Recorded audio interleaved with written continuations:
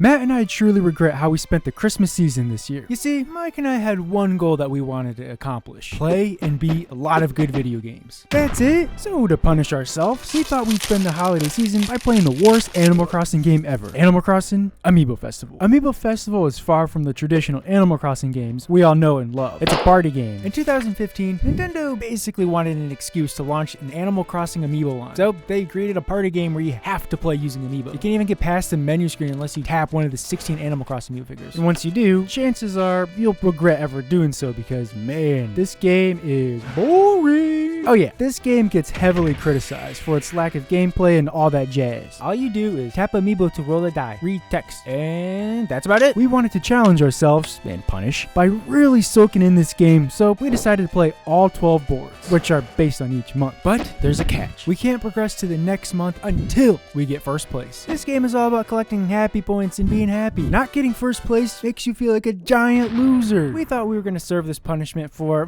half a day max. Oh, but were we wrong. Today's story begins in January. In this match, we got boy 4, girl 3, and boy 2. Your parents didn't even try. We begin this journey to find our happiness in January. We tapped our Isabel amiibo and rolled a 5. Yup.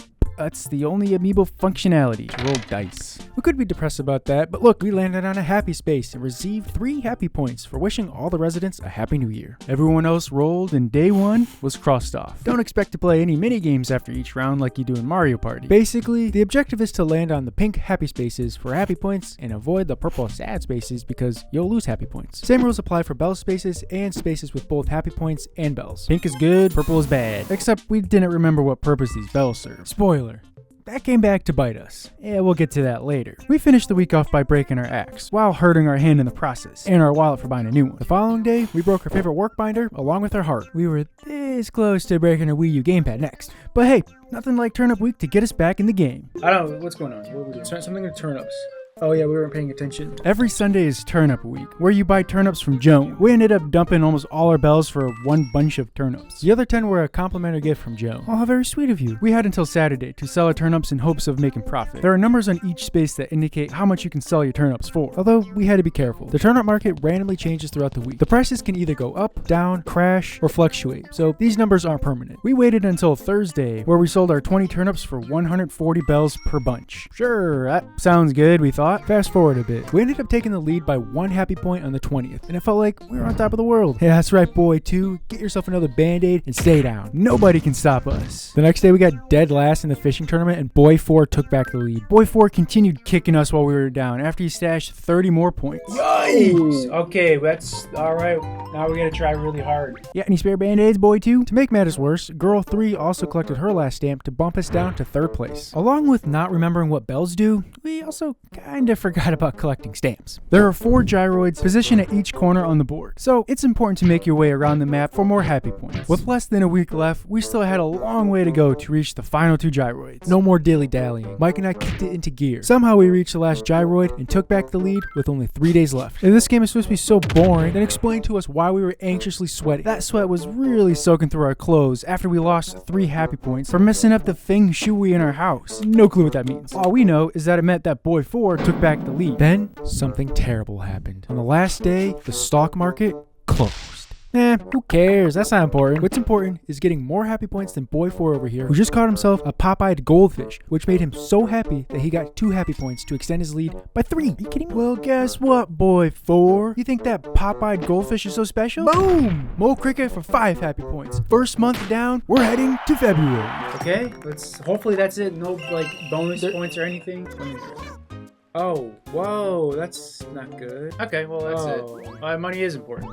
Is that it? Boom, just like that? Well, now we're gonna play that again. God damn it. Yeah, everyone gets 1 happy point for every 1,000 bells they collected, so oops. It might be worth noting that 1 round can take up to an hour and a half. And there are 12 months, mind you. Now that we know that collecting stamps and saving bells is important, we wasted no time and jumped back into another game in January. After 31 long days, we raised our golden trophy high into the air as we towered over these pieces of garbage. Look who's happy now. After you finish a round, win or lose, your happy points are converted to happy tickets. You can use these to purchase mini games in the plaza. That's where the mini games are. But we're not here for these silly little games. We spent our happy tickets on features to spice up our town and add new routes. The first structure we built was the the cafe. And we're gonna need all the caffeine we can get through all these months. Probably a good idea to add a public restroom nearby if you know what we mean. So we started February, the most boring and miserable month of them all. I mean, there's a couple of holidays in February that should add some excitement. Like Valentine's Day, we bought a chair. There were no neat little events or characters trading Valentines. That was pretty underwhelming and very disappointing to us. Well, Festival was this month. Everyone get up and start dancing. Go crazy, go absolutely nuts, and collect feathers. Yeah, it was pretty boring. The only riveting moments out of February took place on the last 2 days. We were scared that the stock market was going to close on the last day again. So we didn't spend all of our bells on turnips. Well, we predicted the future because guess what? On the last day, it did close. Think how crazy this is. If we would have spent all of our money, we would have barely lost. Well, that's another golden trophy added to the collection. Spring is here, and it was time to get rid of those February winter blues. Adding buildings and structures to your town isn't the only thing you can add. Say hello to villagers. By scanning an Animal Crossing amiibo card from series 1 through 4, you can invite your favorite villagers to move in, or you could just scan Claus and make him live here all by himself. Stitches, Goldie, and Rosie are default villagers in the game. Their cards come included with the game. Also, if you buy Animal Crossing Amiibo Festival new, it comes in this collector's box with amiibo packaged in. They're cool. We decided to replace the trio with random villagers from our small collection of cards. We picked out Mitzi, Walker, and Rasher. Does anyone even like Rasher? That still leaves 5 vacant spots. Santa was nice enough to put a pack of amiibo cards in our stocking. He also gave us a pair of socks with a hole in it. Since a pack comes with 6, one card always being a special character, that means all 5 will move in, no matter how ugly or annoying they are. The moment of truth, we got Alice, Ruby, Moose. He lives in my New Horizon Island and I hate him. Avery, and Pancho. Moose can live by the toilets. So with our villagers all situated, we begin March off with a bang by dropping our coffee and crying like a little bitch. That's fine. Our birthday was coming up and we'll have the best B-day ever. We celebrated by catching an olive flounder. All that fishing practice paid off because we took first place in the fishing tourney by catching a huge olive flounder to boost our lead. It was only the 19th and we already had over 100 happy points while everyone else were slacking. We approached the final 3 days. March 29. We were getting a little worried about girl 4 who was slowly catching up in happy points. But then all of that worry shifted right to boy 4. We were just patiently waiting for our turn. You know, as in rapidly tapping A to mash through all the text. And boy 4 got one of the most controversial events in this entire game. He was handed 75,000 bells. Not only that, boy 4 sold his turnips for a solid profit. If you do the math, yep, he's winning. There's no need to worry just yet. We still had 190 turnips to sell. We didn't think boy 4 was ready for the plan that we had in mind. You see, amiibo cards hold their own secret power. See that dice number? Each villager has a different number ranging from 1 to 6. Scanning a villager that resides in your town gives you a higher chance to roll the number that's indicated on their card. There is a space 5 spaces ahead that we can sell those turnips for 377 a bunch. 190 times 377 equals 71,630. Add our remaining bells and that gives us 72,350, which equals 72 happy points. Add that to our current 111 and that gives us 183, plus X for the happy points that we'd get from the happy event. Now, boy 4 would still be in the lead by only a few happy points, but we'd still have 2 more days to catch up. That man was all up to Pancho since he gives us a better chance to roll a 5. Pancho, do something good for us. That's not good. And then everything went downhill from here. Since Avery was the host of this game, we couldn't rely on his luck to roll a 1. There were still a couple of decent turnip spaces to land on, but Alice choked! We barely made any bells for selling our turnips on the last day and ended up losing. And it's all because of that cheap 75,000 bell space. And we'll just play again. Yeah, no big deal. We got a lot of caffeine and a lot of confidence. We got third. Do the math. Well, I guess we're doing March again. At least we got a cool shirt. So we tried a 3rd time. And a money tree? That's not good. There's probably gonna be some bank right here. Oh, what? What? Wait. What? No. Come on. Oh, let's see how much money we got. Okay. What the? It's not bad. 75,000? Why can't we live? What? 6. God damn it. All right. Well, what's gonna happen? -6. Cool. How do you even come back from that? What is up with these spaces? It's like when someone finds a hidden star in Mario Party. They're cheap, unless it happens to you. Then that's cool. Whenever this happened, it felt impossible to catch up to them. Unless we already had a lot of money somehow. A lot of money. That's it. Before we hop back into March for our 4th attempt, we did a little reconstruction of our town and built a meeting room. We needed to formulate the perfect plan to make bank. We need to buy high, sell high, am I right? We only sell on big numbers. We go for the fat 400. You see this? This is a chart, right? And over here, these are graphs. Joan arrives, we buy. That's the motto. This is making us look smart. To be honest, I really don't know anything about the stock market or the stock market. But what I do know is that our wallet is gonna be bumping up a size or two with them jeans. Our boy gonna be looking thick. Well, we're rich. All we gotta do is wait for girl 2 to finish her turn, and the game is all ours. Watch her make bank right here. Oh my god, no way. No. Are you serious? No, That sealed the deal. On the very last turn, the very last play. We should have invested in the police station and arrested girl 2 for robbing that game from us. It took us 5 tries to finally get the win. Why are we even still playing this game? We jumped right into April, where we quickly fell in last place for the entirety of the month. But we didn't get last. We got 3rd. Though we did get a balloon on our last day, and that was really fun. On our 2nd try, it didn't take until the very last day to get our last stamp to give us 30 happy points, and we won. April wasn't that bad. May, on the other hand, on our 2nd try, we rolled 3 ones in a row and spilled the coffee again. That's it, Isabel. It's time for you to put your foot down. We're not playing around anymore. We bumped into girl 2 and sent her a letter, a warning.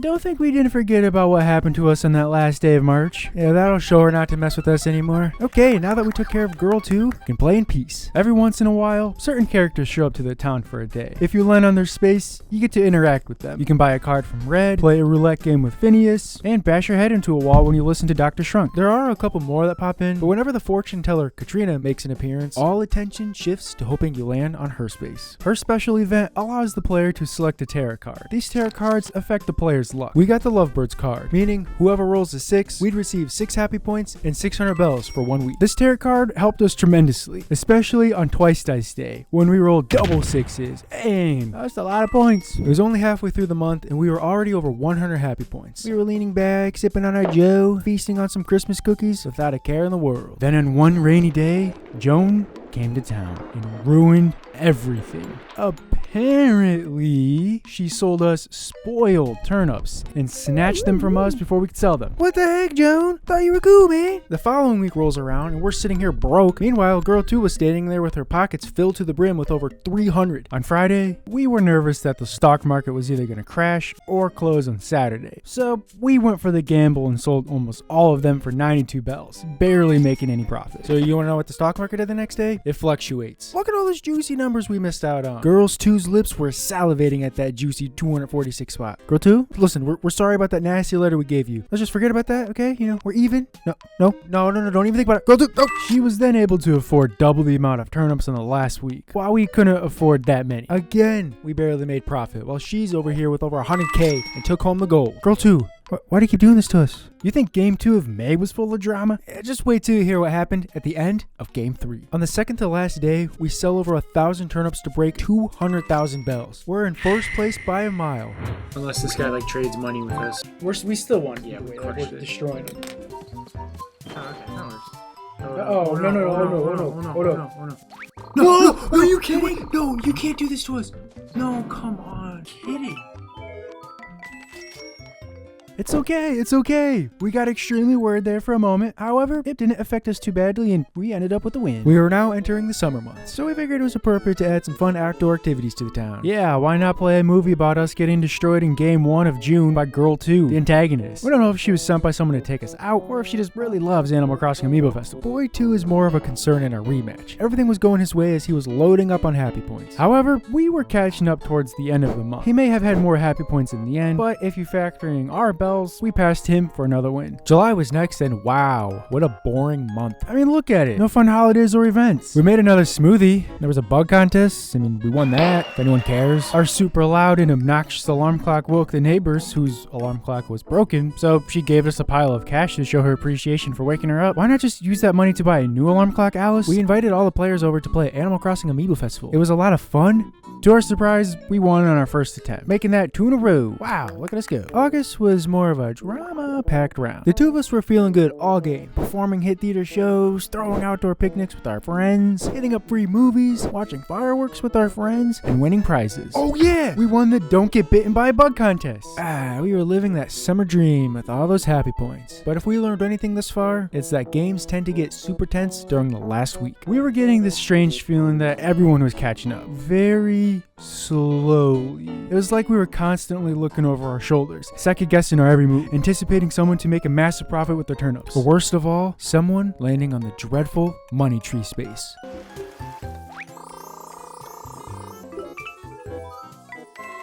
In the end, it didn't matter for once because of how loaded we were. 3 wins in a row? Can we make it 4? Yeah, we sure did. Can we make it 5 in a row? No. We may have lost, but instead of talking about that tragedy, let's discuss October's board. Something interesting about October is that it's the only month with a theme. In other words, a gimmick. Jack here appears on day 1 and is looking for loyal subjects to work for him on Halloween night. He scatters candy all over the map for players to collect. In the end, you trade them in for points. There's bonuses for whoever collected the most, and if everyone collects more than 180, they all receive an additional 20 happy points. This concept makes the gameplay way more engaging because now you have to factor in strategies to collect candy. Why can't other months do something like this? Like collecting eggs in April throughout the entire month rather than only on egg day, or collect candy for a week in Valentine's Day. We'd figured that you'd like that we ranted about this and not more of our opponents landing on the infamous 75,000 space. Oh, and if you aren't used to it by now, well, better start getting used to it. And there it is. She did it again. That called for a fat reset. Oh yeah, Rossetti from the Reset Center was getting his work cut out. During our 4th game, we weren't doing well at all, and we had Rossetti ready to go in speed dial. We'll be honest with you, our money management was not looking too hot. Man, if only there was a certain space or two that gives you a lot of money that we can land on to help us out. Certainly not boy 1. Why is this in the game?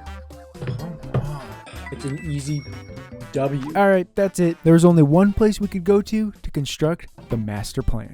Alright, I think we're both in agreement that we need to kick out 2 villagers. The only question is, who we kicking out? I said we kick out Moose. What do we not have? A 2 and a 3. I hate this character. Been on my New Horizons island since day 1. I mean, I want to say Rasher, but I kind of feel bad for the guy. Why is his name even Moose? He's a mouse. Should we add in claws? No, what am I thinking? Ugh. Too many 6s, man. We got too many 6s. One of these gotta go. Ruby? I mean, what has she done for us this whole time? Do something. Nothing. I'm sorry, but you need to hit up Harriet. Them curly cues, man. What about Biff? You're not a jock, bro. I'm sorry to admit it. You're not tough. What about Apollo? Serving up that justice. Who's Tammy? Our dog SpongeBob can outbench you, man. All right. I think we found a replacement. This strategy is gonna change the game. We won by 2 points. The way we were playing this entire time just wasn't efficient. We didn't have any amiibo cards with a 2 or 3 dice, but boy did we sure possess an absurd amount of 6s. I mean, look at this. It's nuts. So we substituted Ruby and Moose out with a 2 and 3 card. That way we'd have a greater chance to roll exactly what we wanted. It didn't work every time, but this method of playing made the game feel more engaging as we scanned the map on every turn and talked out different scenarios. This is the secret to making Animal Crossing Amiibo Festival fun. Sure, that meant we lose our +1 happy point bonus for not tapping Isabelle, but we were willing to make that sacrifice. We had our best game yet in November. We started off hot when we sold our turnips for over 400 bells a bag. We used those huge profits to purchase even more. We were living that lavish life, raking in stuffed bags of bells, modeling for KK Slider's cover album, hitting up fancy shops, and eating 5-course meals. In the end, we clocked out with a record-breaking 403 points, and we've never felt more accomplished in our entire lives. December, the final month. After making sure Girl 2 wasn't in the lobby, we started what we hoped was the final match in our entire lifetime. Day 1. Look at everyone just standing there in the same space. They're probably all scheming ways to rob this game from us. We're not joining you criminals. We're good civilians, donating our hard-earned money to help out the kind folks that reside here in this wonderful town that has a lighthouse randomly placed next to a train station. Does it look like we know anything about making a cool town? I mean, the evidence lies in our New Horizon files. Look at this. They look awful. I have nothing. Same can be said about our first week. We landed on a hefty amount of sad spaces, and panic sold our turnips too early in fear of the stock market crashing. Getting 3rd place in the fishing tourney was a punch to our gut. But worst of all, we tripped and wiped out and lost our precious balloon. Our precious balloon! Gone! Although we missed our little balloon, we held it together and kept going. In no time, we collected our 2nd stamp and took the lead. Though, that lead was short-lived. But this is Amiibo Festival we're talking here. Anything can happen. We have the power of the cards after all. Come on, somebody help us out, man. Wow, thanks a lot, Alice. Why have friends if they're not even going to be there for you? We had specific spaces that we wanted to land on. But no, they didn't care. They just rolled their dice as fast as possible so they could go back to watering a flower for 5 hours. I felt like we had an entire team of overleveled Pokemon that disobeyed us. Girls 1 and 4 cashed out big with their turnips, and we desperately needed Alice to get us to that 356 space to keep us in the game. Good times. I think freeze wasn't great. Oh. We're losing this game. Resetting about now felt like the best option for us, especially after going broke the next day and having to file for bankruptcy. However, Avery pulled through to help us make a good profit. Avery, we just want to say you're a good friend. We felt even better after filling up our stamp book to take back the lead. Speaking of which, we were also surprised to see that Isabel's birthday was during this month. Girl 1 showed up to our party and gave us some happy points. Happy points, but we wanted Super Princess Peach on the DS. However, that wasn't enough to make us feel comfortable about our lead. Both girls got their last stamps, and now all three of us were neck and neck. Maybe Toy Day has a fun little event where we can compete for happy points like we did for the Harvest Festival in November. Jingle just walks in, says he's got a present from Santa for all of us, hucks 10 happy points at everyone, and dips on out of there. What was the point? If anything, they all should have been on the naughty list after what they've done to us all year. With 7 days left, we were still holding on to our lead. Then, Girl 1 dumped a massive load, making over 100,000 bells. Oh no. The following day, Girl 4 was also a proud member of the 100K Club. If we wanted any chance, we had to land on a space greater than 300 to make a good profit. Look what lies 4 spaces in front of us. Jackpot. Alice, it's all up to you. Good night. Wow, thanks a lot, Alice.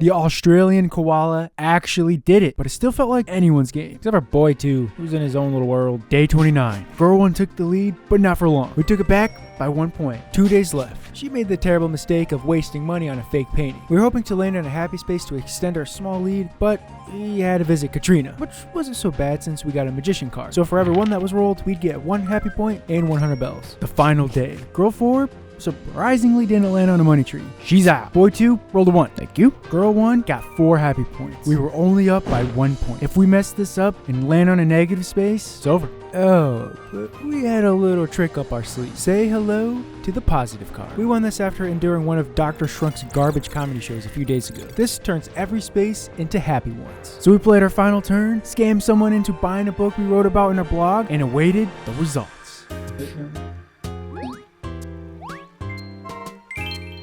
Alright, look at that.